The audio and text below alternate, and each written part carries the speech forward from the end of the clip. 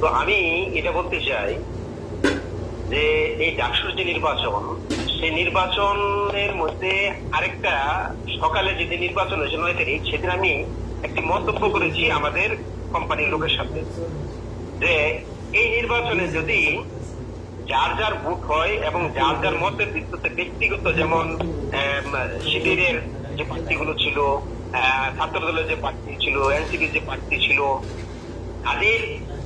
তাদেরকে বিশ্লেষণ করে মূল্যায়ন করে যদি ভোট হয়, তাহলে সেখানে বাংলাদেশ জাতীয়তাবাদী দল বিএনপির সহযোগী সংগঠন ছাত্র দল সেখানে মেজরিটি পার্সেন্ট তারা ভোট পাবে এবং তারা এই ছাত্র সংসদের বিপি পদে তারা জয় হবে। আর যদি এখানে আওয়ামী লীগ একটা টুপ পালা, যদি আওয়ামী লীগ টুপ পালা, তাহলে শিবির পাস করবে। তো আমাকে প্রশ্ন করলো কিভাবে পালাবে? পালাবে এরকম যে বর্তমানে মাঠে আছে বিএনপি এবং জামায়াত। এখন এই বিশ্ববিদ্যালয় নির্বাচন হচ্ছে, এখন সবাই আছে এসটি, জাতীয়তাবাদী দল, ছাত্র দল এবং আছে শিবির। এখন এই নির্বাচনে যদি এই আওয়ামী লীগের ভোট, যাকে ভোট দিবে সেই পাস করবে। কারণ এখানে যদি বিএনপির 30% ভোট থাকে, তাহলে আওয়ামী লীগের 30% ভোট আছে, আর বাকি দলগুলো 40% আছে। আচ্ছা, এখন যদি সবাই জানে যে জামায়াতকে কখনো আওয়ামী লীগ ভোট দিবে না, আমি বলছি এই জায়গায় জামায়াতকে আওয়ামী লীগ ভোট দিবে। কারণ এখানে যদি এই আওয়ামী লীগের 30% ভোট যদি বিএনপিকে দিত, বিএনপি পাস করতো, তাহলে এই 30% ভোট কে কাকে দিতে? জামায়াতকে দিয়ে দিতে। কেন দিতে? যাতে জামায়াত এবং বিএনপির মধ্যে একটা দ্বন্দ্ব শুরু হয়। আর যখন জামায়াত বিএনপি দ্বন্দ্ব করবে, আওয়ামী লীগ তখন নিরাপদে থাকবে। তখন তাদের যে শয়তানি এবং তাদের যে রাজনৈতিক চালগুলো তারা চালাইতে তারা যথেষ্ট থাকবে। এই জন্যই আমি সকালে বলেছিলাম যে আওয়ামী লীগের ভোট যেদিকে যাবে সেখানেই দিতে হবে। তো আমার ধারণা যে আওয়ামী লীগের সম্পূর্ণ ভোট এই জামায়াতের বক্সে গেছে, যার দরুন এই জামায়াত পাস করছে। আজকে এখানে চৌধুরী ভাই আরেকটা প্রশ্ন করেছিলেন মিঠু ভাইয়ের কাছে যে এই নির্বাচন কি জাতীয় নির্বাচনে প্রভাব ফেলবে? অবশ্যই ফেলবে। কারণ যেহেতু ছাত্র এবং জনতার আন্দোলনের মুখে এমন 17 বছর থাকা সেই সরকার পড়ে গেছে, পদত্যাগ করতে বাধ্য হয়েছে এবং পলায়ন করতে। সুতরাং ছাত্রদের যে রাজনীতি, এটা অবশ্যই জাতীয় রাজনীতিতে একটা প্রভাব ফেলবে। আপনি অতীতে কখনো দেখেন নাই এই যে ঢাকা বিশ্ববিদ্যালয় নির্বাচন হওয়ার মুহূর্তে সারা বাংলাদেশের লোক এই ঢাকা বিশ্ববিদ্যালয়ের দিকে তাকিয়েছে, এরকম ছিল না। কারণ এখন বর্তমান প্রেক্ষাপটে এটা হয়েছে। সুতরাং এটার প্রভাবটা অবশ্যই পড়বে।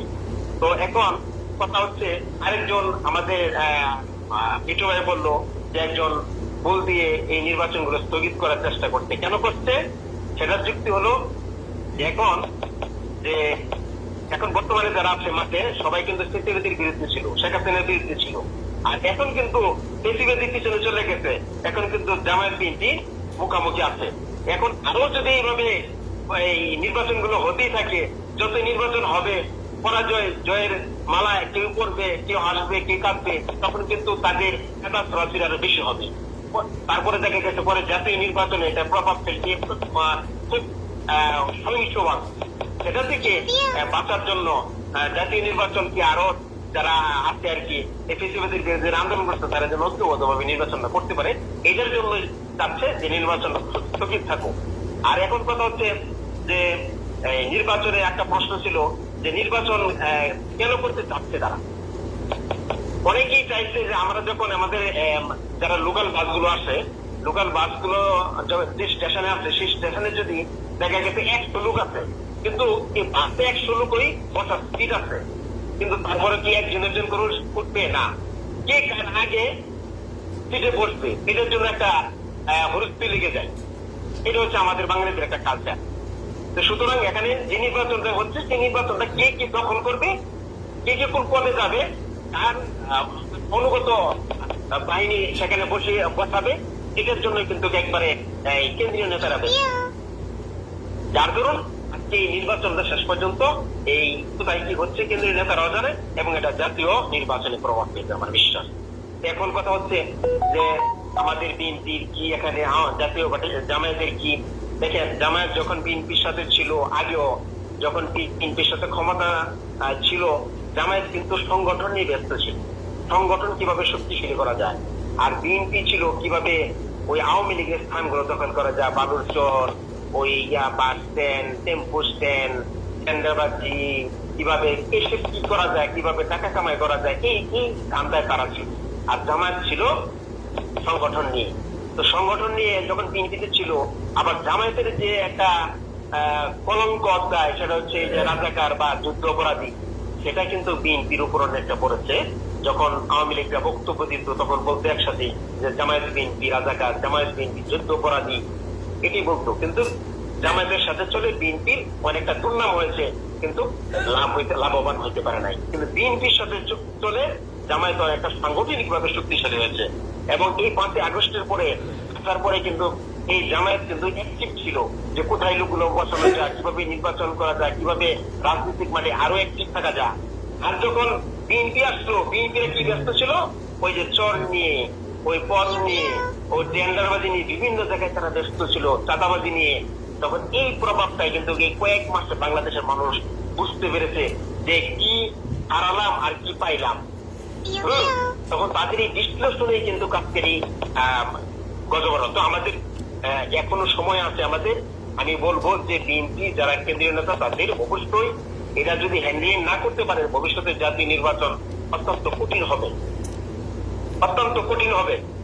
সেই কঠিন থেকে বাঁচার জন্য, সহজ করে দেওয়ার জন্যই হচ্ছে কেন্দ্রীয় নেতা যে প্রশ্ন আছে। জি বলেন ভাই, আপনি কি এটা মনে করেন না যে বিগত আওয়ামী লীগ সরকার যে অস্ত্রটা বিএনপির উপরে ব্যবহার করেছে, জামাতের উপরে ব্যবহার করেছে, এই অস্ত্রটা 17 বছরের একটা পুরাতন অস্ত্র। সেই অস্ত্রটাই এখন বিএনপি জামাতের উপরে ব্যবহার করেছে। আমার কথা হলো, পুরাতন অস্ত্র ব্যবহার করে এটা তো ভাঙা ভঙ্গা, গুলি একদিকে গেলে আরেকদিকে যায়, একদিকে মারি আরেকদিকে যায়।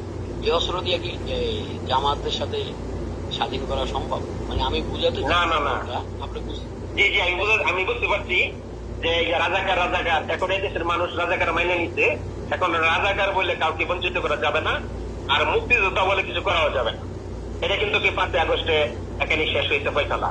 সুতরাং এই রাজাকার বলে তাদেরকে জামানো যাবে না, জামানো গেলে রাজনৈতিক মাঠে রাজনৈতিক ভাবে প্রতিযোগিতা করতে হবে। এবং বিএনপির যে ভালো ভালো প্রার্থী আছে, জামায়াতের সাথে ওই রকম প্রার্থী দিতে হবে, ওইরকম রাজনীতি করতে হবে।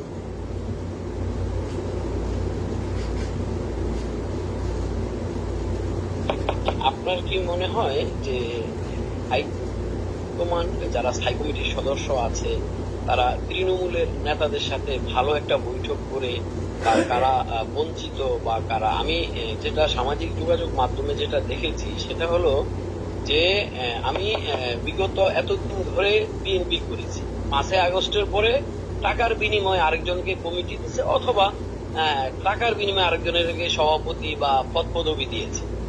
হ্যাঁ, এগুলা কি আসলে অবজারভার করার প্রয়োজন আছে বলে মনে করেন কিনা, যে আসলে বিএনপির এখন আবার নতুন করে মাঠে নেমে দেখতে হবে যে কারা বঞ্চিত কারা বঞ্চিত? কারণ অবশ্যই আমরা সুন্দর কথা, অবশ্যই আমি সেই জন্যই বলছি, আজকে না আমি আগে বলতাম যে আমরা শুধু রাষ্ট্রের সংস্কার চাচ্ছি তা না, আমাদের দলেরও সংস্কার করতে হবে। কারণ আপনি যদি দলের সংস্কার না করেন তাহলে আপনি তো ভালো প্রার্থী জনগণের কাছে যাইতে পারবেন না। কারণ জনগণের কাছে যেতে পারবেন না, কারণ জনগণের চাইতে গেলে আপনাকে ক্লিন হতে হবে। কিরণ কেন আমাদের মধ্যে এই এতদিনে এই 17 বছরে অনেক কিছু ভেজাল ঢুকে পড়েছে। যেমন এই 5ই আগস্টের পরে এখনই কিন্তু অনেক ভেজাল ঢুকে পড়েছে, অনেক গ্রুপিং সৃষ্টি হয়েছে। আমরা বিএনপি যারা রাজনীতি করে তারা কিন্তু ভোট বাড়ানির রাজনীতি করে না, তারা গ্রুপ বাড়ানির রাজনীতি করে। এই গ্রুপ বাড়ানির থেকে হবে এবং পকেট, যে আপনি বলছেন না যে পকেট কমিটি, সেটা থেকে বেরিয়ে আসতে হবে।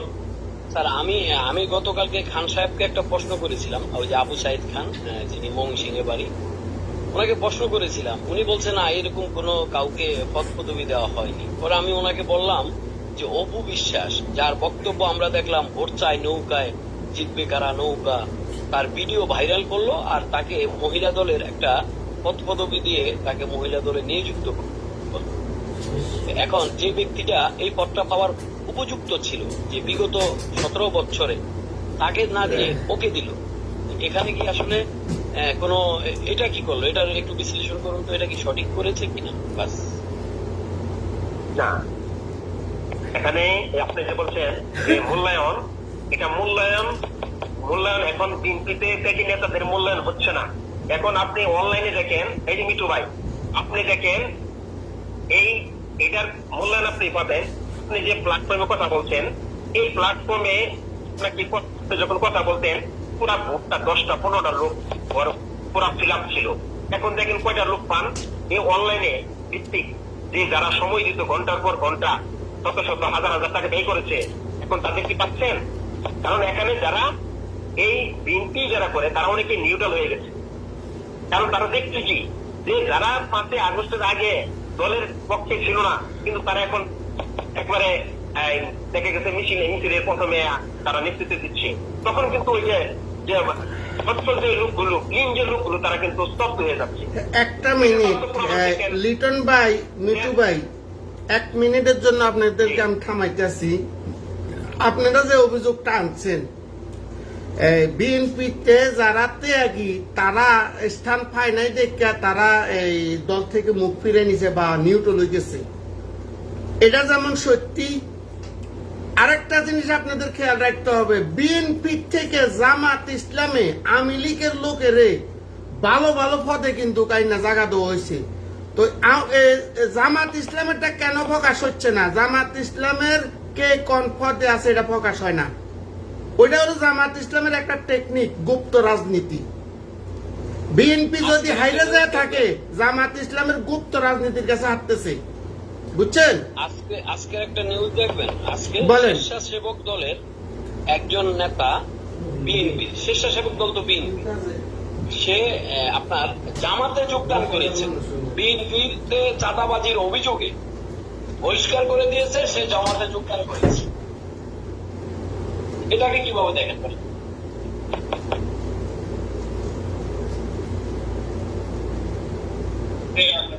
এটা যারা মিটু ভাই, আপনার এই কথাটার উত্তর আমি দিচ্ছি। আপনি দেখেন স্বেচ্ছাসেবক দলের যে নেতাটাকে বিএনপি বহিষ্কার করছে দুর্নীতির কারণে বা চাঁদাবাজির কারণে, সেটাকে জামাত সে তার সংগঠনে নিয়ে পদপদবি দিয়ে দিচ্ছে। তাহলে এখন দেখেন ইয়াসিন ভাই, এই যে কমেন্টসে ছবিটা দিয়ে দিচ্ছে, একটু বড় করে দেখেন, তাও আপনার দেলোয়ার হোসেন সাইদির পোলা রিসিভ করছে। দেখেন ছবিটা একটু বড় করেন সবাই, দেন ছবিটা দেন। এই যে দেখেন, এই যে মিটু ভাই যে অভিযোগটা আপনি করলেন, এখন এটা যে অভিযোগটা করলেন বিএনপি থেকে সাদাবাজির অভিযোগে বহিষ্কার করছে, তাকে জামাত নিয়ে তাদের দলে যোগ দিয়েছে বা জামাতে তারা জায়গা করে দিছে। এই কাজটা যদি আজকে যদি বিএনপি করতো, কোথাও দেখছেন লক্ষ লক্ষ আইডি থেকে এটারে নিয়ে ভাইরাল করে তো বিএনপি সাদাবাজ নিয়ে দলে জায়গা দিছে, বিএনপি সাদাবাজ নিয়ে দলে জায়গা দিছে। এই যে আমি আপনাকে ছবি দিচ্ছি তো, আমি দেখছি, আরে ভাই আমিও দেখছি। দেখেন না, দেলোয়ার হোসেন সাইদির পোলা জি, এটাকে ইয়ে করছে।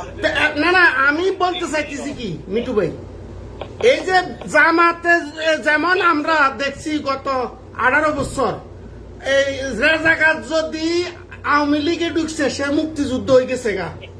এখন আমরা দেখতেছি সন্ত্রাসী, লুচ্চা, সাদাবাজ, দখলবাজ যদি জামাত ইসলামে ঢুকছে, সে হাজি সাহেব হয়ে যেতেছে। দেখছেন এই জিনিসটা আপনারা খেয়াল করছেন? ইয়াসিন চৌধুরী ভাই বলেন। মিটু ভাই যেখানে একটা 1 মিনিট আমাকে একটু সময় দেন। মিটু ভাই যেখানে বলছে এটা তো মিথ্যা নয়। যেমন দেলোয়ার হোসেন সাইদি সাহেব, যে দেলোয়ার হোসেন সাইদি সাহেবের কথা বিশ্বের সবাই শুনে, আর এই দেলোয়ার হোসেন সাইদি সাহেবের ছেলেদেরকে সমর্থন সবাই করে, আবার প্রীতিবনিতা সবাই সমর্থন করে। সেই দেলোয়ার হোসেন সাইদি ছেলে যিনি জানতে পারছেন যে বিএনপি থেকে দুর্নীতির দায়ে বহিষ্কার হয়েছে, আর সেই দেলোয়ার হোসেন সাইদি সাহেবের ছেলে রিসিভ করে তাকে পদপদবিতে রাখতে দিয়েছে। এটা মনে করেন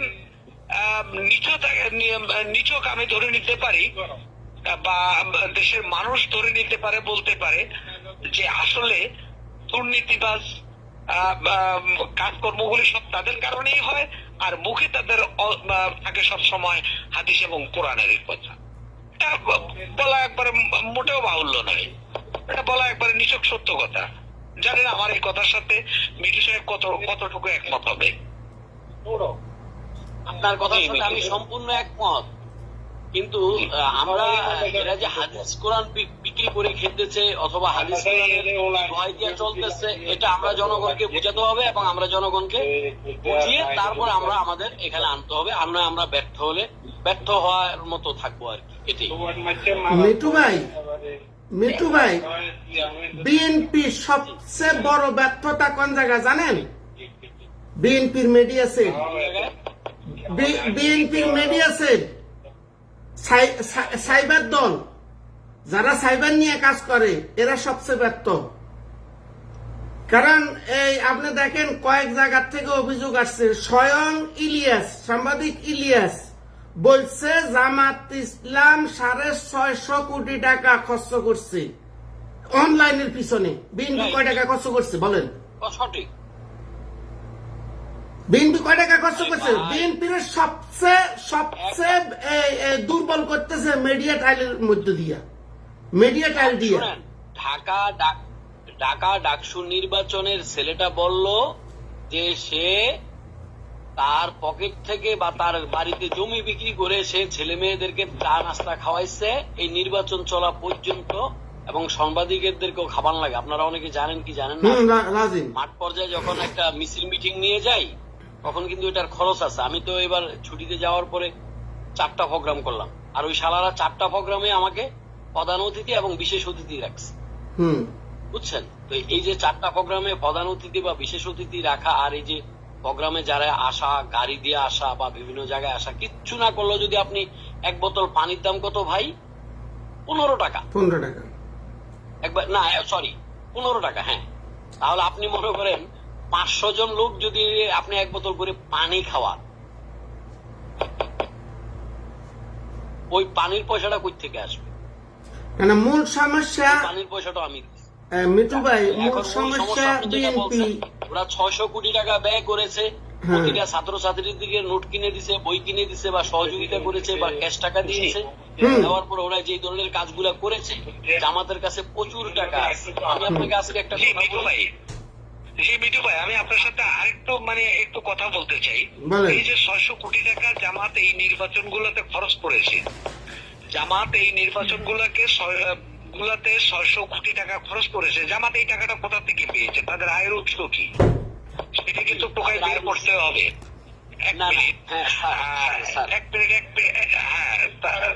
জামাতের আপনি দেখেন, মিঠু ভাই বসেন, একটু কথা বলি আস্তে আস্তে। তো কথা বলতে গেলে একটু সময় না দিলে এটা ভুলে যাই, কারণ এত কিছু তো সহজে আর এত ইয়েতে মনে রাখা যায় না। আপনি দেখেন যে 600 কোটি টাকা খরচ করেছে এই নির্বাচন গুলাতে, এই 600 কোটি টাকা আসলো কোথা থেকে? তাদের আয়ের উৎস কি? ইয়াসিন চৌধুরী ভাই, শুধু নির্বাচনে না, এক মিনিট, এই যে মনে করেন তাদের আয়ের উৎস কি? তাদের আয়ের উৎস হচ্ছে কয়েকটা ইসলামিক ব্যাংক। ইসলামিক ব্যাংকগুলো তাদের দখলে ছিল না দীর্ঘ 17 বছর। যখন আপনার এই আন্দোলনের মুখে পড়ে, যখন আপনার সরকার পালিয়ে গেল, আওয়ামী লীগ সরকার যখন পালিয়ে গেল, বাংলাদেশের সকল ইসলামী ব্যাংক, কয়েকটা ইসলামিক বললে আপনার ভুল হবে, বাংলাদেশের সকল ইসলামী ব্যাংক তাদের আয়ত্তে আছে। আচ্ছা, তাদের এই যে ইসলামিক ব্যাংকগুলোতে মনে করেন আয়ের উৎস, এই ইসলামিক ব্যাংকগুলোতে ভাই বাংলাদেশে 18 কোটি মানুষ আছে। এই 18 কোটি মানুষ কি ইসলামিক ব্যাংকগুলোতে চাকরি করতে পারতেছে? আচ্ছা, তাদের এই ব্যাংকগুলোর উৎস কি 6000 কোটি টাকা? এই ব্যাংকগুলোর আয় কি 6000 কোটি টাকা কি আসে একটা নির্বাচনের জন্য? এই ব্যাংকগুলোর আয় কি আপনার আসে তাদের এই বছর এই সংগঠন পরিচালনা করার জন্য? না, তারা একটা কৌশল বেছে নেছে কি জানেন? তারা মসজিদ করার জন্য, মাদ্রাসা করার জন্য প্রবাসে প্রত্যেকের কাছে আপনার তারা টাকা পয়সা চাচ্ছে। বাইতুল মাল, এই টাকা পয়সাগুলো বাইতুল মাল কালেকশন করে, টাকা পয়সা বাইতুল মাল। টাকা পয়সাগুলো তারা নিয়ে তারা কিন্তু কয়টা মসজিদ করতেছে, কয়টা মাদ্রাসা করতেছে, তারা কত কত কোটি টাকা মাদ্রাসা পিছনে, তারা সেগুলো সেখানে খরচ না করে তারা কি করে, দলীয় পোলাপাইনদেরকে আপনার খরচ দিতেছে, খরচ চলতেছে। কিন্তু আমি মনে করি যে তাদের আয়ের উৎসটা খুঁজে বের করে তাদের আয়ের উৎসটাকে একটু প্যালাস করে দিই আপনার সাথে। তাদের সদস্য যারা, সদস্যের ভিতরে আবার একটা চাঁদা আছে, চাঁদা দিতে হয়। জি বলেন। জি, এই চাঁদাটা তাদের সদস্য কত হাজার, কত টাকা চাঁদা? এখন আপনি চাঁদা হিসাব মনে করেন, করেন- যদি তাদের আপনি হিসাব করেন 17 বছরের চাঁদাটা তারা এই জায়গায় ব্যয় করেছে, আরো অনেক দ্বিগুণ আরো 4 গুণ টাকা তাদের স্টকে আছে জাতীয় নির্বাচন করার জন্য। আচ্ছা, আমার এখানে প্রশ্ন, এখানে এই যে 6,000 কোটি টাকা ব্যয় করছে, এটা কোন জায়গায় ব্যয় করছে একটু বলতে পারবেন কেউ? এটা না 650 কোটি, 650 কোটি টাকা এই ইউটিউব অনলাইনের পিছনে খরচ করছে শুধু। আর এই ডাকসু নির্বাচনে 15 কোটি টাকা খরচ করছে। না বলেন। না 650 কোটি টাকা শুধু ইউটিউবে যায় না, 650 কোটি টাকা এটা ওটা সাংবাদিক ইলিয়াসের তথ্য, আমাদের না, পিনাকির তথ্য। এই নির্বাচনে যারা প্রশাসনিক, আরে বাবা, এই নির্বাচনে যারা প্রশাসনিক দায়িত্ব পালন করেছে তাদের কাছে গিয়েছে। আমি তো আপনাকে মূল প্রশ্ন করলাম যে হয়তো তারা বাংলাদেশ জাতীয়তাবাদী দল টাকার কাছে হেরে গিয়েছে, আমি বলছি না এই কথা। যদি এটা সত্য হয়ে থাকে তাহলে নির্বাচন প্রশাসনের কাছে তারা ব্যয় করেছে। হ্যাঁ, তারপরে ছাত্রছাত্রীদেরকে একটা করে থ্রি পিস দিচ্ছে, ছেলেদেরকে একটা করে পাঞ্জাবি দিচ্ছে, বা যে কোনো ভাবে তারা এই টাকাটা। মিঠু ভাই, আমি তো জামায়াত করি না, তবে এখানে যে আলোচনাটা হচ্ছে যে দেখেন যে এই যে ঢাকা ইউনিভার্সিটির একটা ছেলে 500 টাকার নোট নিয়ে একটি ভোট দিবে, একটি সেট পাইলে সে একটা ভোট দিবে। হ্যাঁ, কারণ এখানে যারা মেধাবী আছে, গরিব ঘরের পোলাপান আসতে পারে, আবার মধ্যবিত্তের আসতে পারে, বড় লোকের পোলাপান আসতে পারে, কিন্তু ঢাকা ভার্সিটিতে যারা পড়ে তারা যে সিটিদের জন্য একটা ছাত্রী ভোট দিবে, একটা ছাত্র একটা কিছু পায় ভোট দিবে, আমি বিশ্বাস করি। এই লিটন ভাই বিশ্বাস না করেন, তারা নির্বাচনী ইস্তেহার, এক মিনিট বলেন। এই ফট করে একটা লোক একটা কথা বলছে, তার বিশ্বাসটা অর্জন করতে হবে তো আমার। আপনি যদি এটা বিশ্বাস না করেন তাহলে তারা নির্বাচনী যে একটা ইস্তেহার, সেই ইস্তেহারে 2টা মহিলা হোস্টেল বানাবে। এখন এটা সরকার থেকে অনুদান আসবে আর তাদের ব্যক্তিগত অনুদান ক্যাশ থেকে বানাবে, কিন্তু তারা এই ইস্তেহারে এটা বলে দিয়েছে।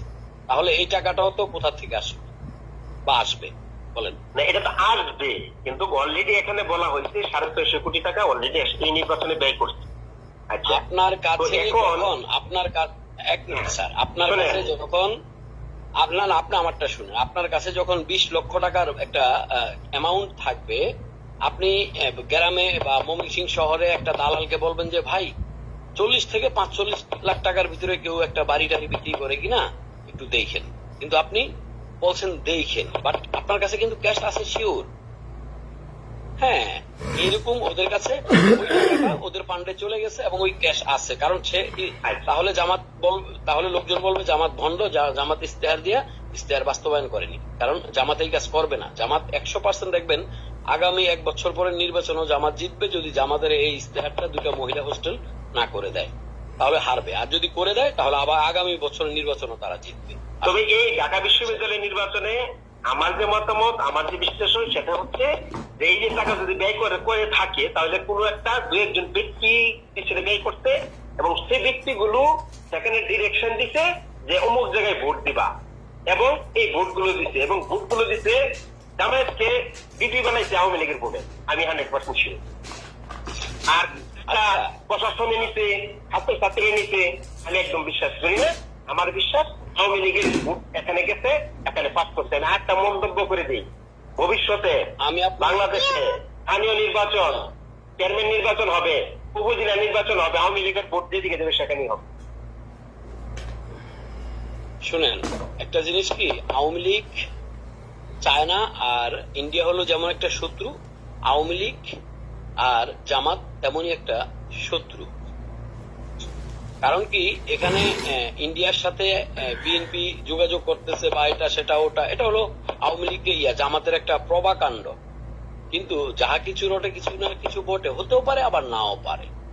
কিন্তু দেখুন, বিশেষ করে বাংলার ছাত্র ছাত্রীরা যারা ইন্ডিয়া বিরোধী ছিল, হ্যাঁ, তাদেরকেই তারা বেছে নিয়েছে এবারকার এই যে নির্বাচনে। আর সামনের নির্বাচনে যারা ইন্ডিয়াকে বিরোধিতা করবে, বাংলার মানুষ তাদেরকেই বেছে নিবে। কারণ বিগত কয়েকটা বছর ঈদের সময়, হ্যাঁ, আপনার এরা আমাদেরকে অনেক সাপ্লাই দেয় না, অনেক কিছু সাপ্লাই দেয় না। পেঁয়াজ বন্ধ করে দেয়, যখন 100-200 টাকা হয় তখন পেঁয়াজ ছাড়ে।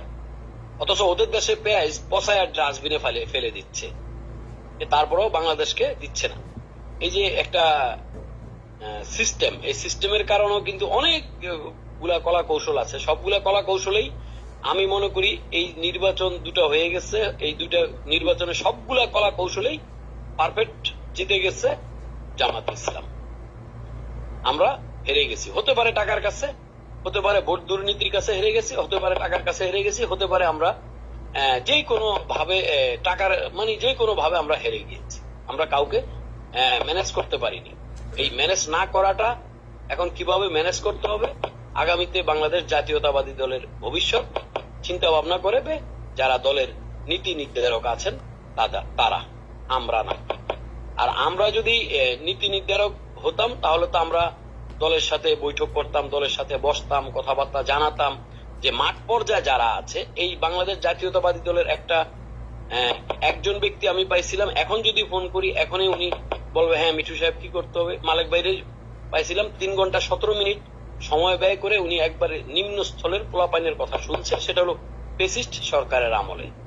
ঠিক এখন যদি বাংলাদেশ জাতীয়তাবাদী দল ঠিক সেম কাজগুলা করে, হ্যাঁ, সেই আপনার দুঃসময়ের কাজগুলা এখন যদি করে একবারে নিম্ন স্থলের, হ্যাঁ বাবা বলো তোমার কি সমস্যা, যে স্যার আমি ওই জায়গায় আছি, হ্যাঁ ওই জায়গায় আমাকে না নিয়ে যারা বিগত সরকার আন্দোলনের সংগ্রামে যুক্ত ছিল না ফ্যাসিস্টের আমলে, তাকে তারা ওখানে নিয়োগ দিয়েছেন। একজন সৌদি প্রবাসী সৌদি থেকে আসছে, হ্যাঁ 5 লক্ষ টাকা দিছে, তার একটা পদ দিয়ে দিছে, হ্যাঁ, অথচ সে কিন্তু আন্দোলন সংগ্রামে ছিল না, গুলির কাছে বুক পেতে দেয়নি।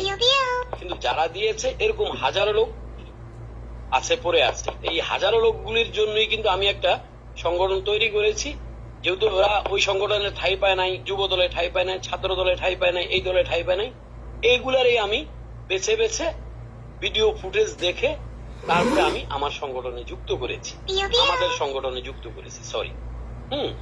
এই যুক্তর কারণে এটাকে দুটা ভাগে বিভক্ত হয়ে গেছে। এই বিভক্তর কারণে এদের সাথে যদি মিট না করা যায়, এদের সাথে যদি কথা না বলা যায়, এরা যদি এই যে ব্যাঙ্গের ছাতার মতো, হ্যাঁ, আমাকেও মনে করেন যে আব্দুল হামিদ ভাইও 3টা সংগঠন করছে, মিঠু ভাই 10টা সংগঠন করছে, আবার আরেকজনে 20টা করছে, হ্যাঁ, জিয়া পরিবার, হ্যাঁ জিয়া সংসদ, এরপরে কি বলে এই কোকো পরিবার, কোকো সংসদ, এরকম হাজারো সংগঠন তৈরি করে, হ্যাঁ, বিভিন্ন মানুষকে অনস্ত করছে। আপনি সাধারণত একটা জিনিস ফলো করেন, তাহলে আপনি বুঝতে পারবেন। ক্ষমতায় নাই, পাওয়ারে নাই, সৌদি প্রবাসী অথবা কুয়েত প্রবাসী মিঠুর মতো কামলা, সে ভিগুতে এসে একজন ব্যক্তিকে হুমকি দেয়, এই বেটা তোর বাড়ি কই, তুই বেটা কিসের বিএমপি করিস, তুই বেটা বাড়ির ঠিকানা দে, তোকে ধরে নিয়ে আসবো, ওই বেটা তুই অমুক জায়গার না, তুই অমুক জায়গার না। এই যে কথাগুলা বলছে, বলার পরে যেটা সামাজিক যোগাযোগ মাধ্যমে ভাইরাল হচ্ছে, হওয়ার মাধ্যমে যারা আওয়ামী লীগ করে তারা চিন্তা করবে, আরে ওই লোকটা বিএনপিতে এত টাকা খরচ করে হের বাড়ি পড়ায় দিব, বিএনপির লোক হুমকি দেয়, তাহলে আমার কি অবস্থা হবে, আমার কি অবস্থা হবে? আপনি একবার হিসাব করছেন? না, আবার এটা তো এরকমও তো হচ্ছে, অনেক জামাতিরা বা আওয়ামী লীগ আলারা বিএনপি সাইজে বিএনপি লোককে হুমকি দিচ্ছে, এরকমও তো হইতেছে। হ্যাঁ, দিবে তো। এখন বলতেছে তুই কিসের বিএনপি, আমি বিএনপি, পরিচয় দিয়ে দিচ্ছে অমুক জায়গা। এটা দেওয়ার জন্য করণীয় কি? ইয়াসিন ভাই বলছে এটা প্রশাসন দেখে না। ভাই, এটা তো প্রশাসনের কাজ না। আমি ফেসবুকে মনে করেন তারেক জিয়ার একটা ছবি লাগাইয়া পোস্ট করতেছে, আমি তারেক জিয়ার দল, এই দল, সেই দল, ওই দল। আপনি তার ফেসবুকের একবারে নিচে যান, নিচে গিয়ে দেখেন, হ্যাঁ, ফেসবুকটা আপনার এই 2 বছর বা 1 বছর হয়েছে তৈরি করছে, অথবা 2 বছর হয়েছে তৈরি করছে, কিন্তু 5 আগস্টে তার কোনো অংশগ্রহণ মানে তার কোনো ইয়ে নেই, ভূমিকা নেই। হুম। এখন সে হয়ে গেছে বড় নেতা। আমার উচিত, আমার কথা যদি মনে করেন হাইকমান্ড শুনবে না সেটা তাদের ইচ্ছে, কিন্তু আমার কথা হলো এখন স্পষ্ট, হাইকমান্ডের কাজ হলো প্রতিটা থানায় যারা এমপি আছে এমপিদেরকে বলা উচিত যে তুমি ঢাকায় থাকো আর লন্ডনে থাকো, তুমি তোমার এলাকা জুম লাইভে বসো, কার কি সমস্যা শুনো, এবং এরা কতটুকু জনগণের পাশে দাঁড়াচ্ছে বা একবার ওয়ার্ড লেভেল পর্যন্ত শোনার পরে তুমি একটা রেজাল্ট বের করে নিয়ে আসো, হ্যাঁ কার কি সমস্যা এগুলি পূরণ করার জন্য। আমরা আগে ছোটবেলায় দেখছি কি, একজন নির্বাচনে দাঁড়ানোর 3 বছর আগেই গরিব মানুষের একটা রিক্সা দিত, রিক্সার পিছনে লেখা থাকতো অমুক, এলাকায় ঢুইকা 10 জনে 10টা রিক্সা দিত, পায়ে চাপা রিক্সা, রিক্সার পাশনে লিখতো যে এমপিতে দাঁড়াইবে বীর মুক্তিযোদ্ধা শফিক সাহেব, এই জন্য ওই এলাকায় আইসার পরে অমুক জায়গায় 10টা রিক্সা দিছে, অমুক মসজিদে 10 পান টিন দিছে, অমুক জায়গায় মানে একটা ক্লাব করে দিছে, অমুক জায়গায় একটা টুর্নামেন্ট করে দিছে। এই জিনিসটা এখন আর নাই, কিন্তু এটা কিন্তু আবার জামাতের আছে। আমি 1 বছর আগে ছুটি গেছি সরকার পতন হওয়ার পরে, আল্লাহ সাক্ষী, আমি যদি একটা মিথ্যা কথা বলি আল্লাহ কিয়ামতের দিন যেন আগুনের কেচি দিয়ে আমার জিহ্বা কেটে দেয়। 1 বছর আগে মানে 5 আগস্টের পর আমি একটা ছুটি গেছি, ছুটি যাওয়ার পরে মসজিদে আমি আসরের নামাজ আদায় করলাম, সালাম ফিরানোর পরে মসজিদের ইমাম সাহেব বলতেছে আমরা একটু হাদিস কোরআন নিয়ে কথা বলবো, আপনারা একটু বসেন। তো উনি বিভিন্ন হাদিস বলতেছে, বলতে এক পর্যায়ে উনি রাজনীতির ভিতরে ঢুকে গেছে। ঢুকে যাওয়ার পরে উনি উদাহরণ দিচ্ছে কি, দেখেন ওনার উদাহরণটা যুক্তি আছে, মানে একটা যুক্তি দিয়ে উদাহরণ দিচ্ছে যে মনে করেন আপনি একজন ব্যক্তিকে 5টা টাকা দিলেন মসজিদে দেওয়ার জন্য, কিন্তু সে 5টা টাকা মসজিদে না দিয়ে সে খেয়ে ফেলছে, কিন্তু আপনি যে নিয়ত করে দিচ্ছেন আপনার নিয়ত পুরা হবে, আল্লাহ আপনার এই নিয়ত পুরা করবে। এখন তার যুক্তি এভাবে দিয়ে মানুষকে তার দলের ভিতরে আনছে, কারণ আমি পলিটিক্স শিখছি একটা জায়গায়, বিশেষ করে এই 2 বছর আগে এটা শিখছি। 2 বছর আগে কখন, খালেদ মহিউদ্দিনের একটা প্রশ্নের উত্তরে আমাদের বাংলাদেশ জাতীয়তাবাদী দলের মহাসচিব মির্জা ফখরুল ইসলাম আলমগীর সাহেবকে বলতেছে, স্যার রাজনীতি করতে হলে কি কি গুণাবলী আছে বলে আপনার মনে হয়, মানে আপনার ব্রেনে কি থাকতে হবে? উনি বলছে যে আপনার ব্রেনে রাজনীতি করতে হলে 2টা জিনিস থাকলে আপনি একজন ভালো রাজনীতিবিদ হতে পারবেন। 2টা কি কি বলছে? একটা হলো ধৈর্য। ধৈর্যটা কেমন? যে আপনি একটা টক শুতে গেছেন বা একটা জায়গায় গেছেন, দেখবেন যে আপনার বিরোধী দলের লোক খালেদা জিয়া, তারেক জিয়া বা অন্য অন্য লোককে একবারে হেনস্থ করে দিচ্ছে, একবারে গাল মন্দ করে ছাইতানাশ করে দিচ্ছে, আপনি এটা হজম করে দাঁড়িয়ে থাকবেন, ওখানে স্ট্যান্ড শুনবেন। এই ধৈর্য যদি থাকে আপনি ভালো একটা রাজনীতিবিদ। আর কি বলছে, আরেকটা হলো মানুষের ব্রেন ওয়াশ করা। মানুষের ব্রেন ওয়াশ করা। শহীদ প্রেসিডেন্ট জিয়াউর রহমানের আদর্শ দেখো, আমরা বিগত সরকার আমাদের নেত্রীকে এতদিন এভাবে রাখছে, মানে ওনার আদর্শগুলো তুলে ধরতে হবে, এবং দেখুন এইভাবেই তার আদর্শগুলো তুলে ধরে তার ভিতরে ঢুকাইয়া তাকে আপনার দলে নিয়ে আসা। গতকালকে একটা টক শো দেখলাম, নাম কি আপনার পিনাকি বলতেছে বাংলাদেশের আমি একটু বিদায় নিচ্ছি, আপনারা ভালো থাকবেন সবাই। জি ধন্যবাদ লিটন ভাই। পিনাকি বলতেছে যে বাংলাদেশের এই সংকট দূর করতে হলে একজন মানুষের কাছে যেতে হবে। তো তার আগে উনি উদাহরণ দিচ্ছে। উদাহরণটা কি? উনি বলছে যে ভারতের একজন মহিলা মানে নেত্রী, আর পাকিস্তানের সাথে ভারতের একটা দ্বন্দ্ব চলতেছে কাশ্মীর নিয়ে। এখন সাংবাদিক বলতেছে যে আমার কাছে একটা এই দ্বন্দ্বটা মিট করার জন্য আমার কাছে একটা পলিসি আছে। কি পলিসি? ওনারা বিমানে যাচ্ছেন কোথায়, তখন এই বিমানের ভিতরে আলোচনা হচ্ছে। কি পলিসি? বলছে পলিসি হলো এটা মধ্যস্থার ভিতরে একজন ব্যক্তি এটাকে সমাধান দিতে পারে। তো বলছে সে ব্যক্তিটা কে? বলছে সে ব্যক্তিটা আপনি। ওই ভদ্র মহিলাকে বলছে। এখন আমার কথা হলো পিনাকি ঠিক সেম কথাটা বলছে, যে পিনাকি বলছে যে বাংলাদেশের ভিতরে একজন ব্যক্তি পারে যে বাংলাদেশের এই সংকটময় সমাধান দেওয়ার মানুষ। যে ওনার কাছে ইনসাফ আছে, ওনার কাছে ভালোবাসা আছে, ওনার কাছে বাংলাদেশ সবকিছু আছে। বললো কিভাবে? বলছে দেখেন, বাংলাদেশ 50 বছরে বা এই 52-53 বছরে সবচাইতে ভালো আমল ছিল কোনটা? কোন সরকার সবচাইতে ভালোভাবে দেশ চালিয়েছে এবং জনগণের স্নেহপ্রীতি ভালোবাসা দখল করতে পেরেছে? বলছে শহীদ প্রেসিডেন্ট জিয়াউর রহমান। তো উনি যদি জনগণের ভালোবাসার সিম্পিতি দখল করতে পারে, তাহলে এখন ইউনূস সরকারের উচিত দেশের এই সার্বিক পরিস্থিতি নিয়ে বেগম খালেদা জিয়ার যে ইনসাফ, যে দেশের প্রতি যে ভালোবাসা, যে মায়া, তাকে বলা উচিত যে আপনিই পারেন মাত্র একমাত্র এই বাংলাদেশের সংকটময় দূর করার জন্য, আপনার ইনসাফের উপরে ছেড়ে দিলাম আমি। তো ঠিক আমি এখন বলছি যে যদি দেশের এই সংকটময় দূর করতে, আমি সেই পিনাকির কথার সাথে একমত। যদি এই সংকটময় দূর করতে হয়, তারেক জিয়ার কাছে কথা বলা লাগবে না, আর অন্য অন্য দলের সাথেও কথা বলা লাগবে না। শুধু আমাদের দেশ নেত্রী, যিনি দেশের জন্য লড়াই করে দেশের মানুষের সাথে এতদিন যাবৎ আল্লাহ রাব্বুল আলামিন বাঁচিয়ে রেখেছেন, আলহামদুলিল্লাহ, ওনার কাছে যদি যায়, এই দেশের এই নির্বাচন বলেন, এটা বলেন, সেটা বলেন, যত সংকটময় আছে, ওনার ইনসাফ আছে। কারণ উনি এমন একজন ব্যক্তি, যে ব্যক্তি আওয়ামী লীগ সরকার, উনি ক্ষমতায় থাকা অবস্থায় আওয়ামী লীগ সরকার 5 জন লোককে মার্ডার করার পরে উনি ওই মার্ডার দেখে ক্ষমতা ছেড়ে দিয়েছেন। উনি হলেন সেই ব্যক্তি। তার মানে তার ইনসাফটা হলো যে আমি প্রধানমন্ত্রী আর আমার পদত্যাগের জন্য মানুষ মারা গেল রাস্তায়, গুল্লি মার ক্ষমতা ছেড়ে দিছে, সেই ব্যক্তি হলো উনি। ওনার ইনসাফ আছে, ওই ইনসাফের উপরে ছেড়ে দিলে আমার মনে হয় সব সংকট দূর হয়ে যাবে, সব সংকট। জি জি জি, ধন্যবাদ। জনাব বিটু সাহেব আপনার কথা যুক্তি ঠিক আছে, ওনার উপরে ছেড়ে দিলে একটি সমাধান হবে, এটাই। কিন্তু ছেড়ে তো দিচ্ছে না। আর আমরা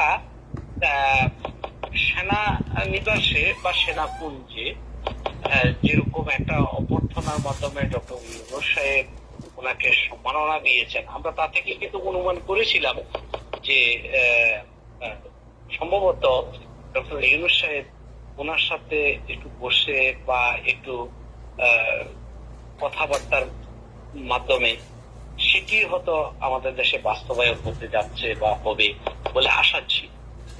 বর্তমানে এসে মনে হচ্ছে যেন, আমার কাছে মনে হচ্ছে যেন একটু এটা